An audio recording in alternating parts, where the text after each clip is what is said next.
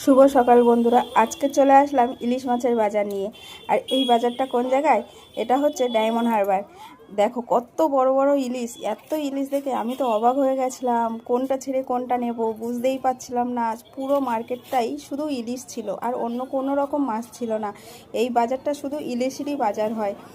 তো মানে জেলে যারা, তারা হচ্ছে ইলিশ মাছ ধরে নিয়ে এখানে পাইকারি দেয়, ও এখান থেকে পাইকারি হয়ে মানে পাইকারি নিয়ে আমাদের কলকাতার দিকে আসে বিক্রি করতে। এটা হচ্ছে ডায়মন্ড হারবার নদীর কাছেই। আর এই ইলিশ মাছগুলো কত বড় বড় ছিল। দাম কত ছিল জানো? মাত্র 850 টাকা। তো মাছগুলো দেখো শুধু, ফোনে কতটা বড় দেখাচ্ছে সেটা বুঝতে পারছি না, কিন্তু এই দুটো মাছই মিলে প্রায় 2 কিলোর কাছাকাছি চলে যাবে। 2 কিলো হয়তো পুরো হবে না, 2 কিলোর কাছাকাছি চলে যাবে। তো তোমরাই বলো, মাছগুলো দেখে কার কার লোভ লাগছে? আমার তো ভীষণ লোভ লাগছে এই মাছগুলো দেখে।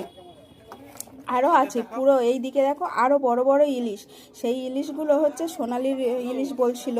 তো এই ইলিশগুলো হচ্ছে কতটা চওড়া, সেটা তোমরা না দেখলে বুঝতে পারবে না। হাতে ধরে অনেকটাই চওড়া ছিল, প্রায় একদিক দেখো লোকটা ধরলো কত বড় বড়। এই ইলিশগুলোর দাম ছিল 1300 টাকা। তাহলে কোন ইলিশটা তোমরা নেবে সেটা আমাকে একটু কমেন্ট করে জানিও। আর এই ইলিশ মাছগুলো দেখে আমি তো পুরো আনন্দে আত্মহারা হয়ে গেছিলাম, শুধু বলছিলাম কোন ইলিশটা নেবে। পুরো মার্কেটটাই ইলিশ, পুরো মার্কেটটাই। তোমরা যদি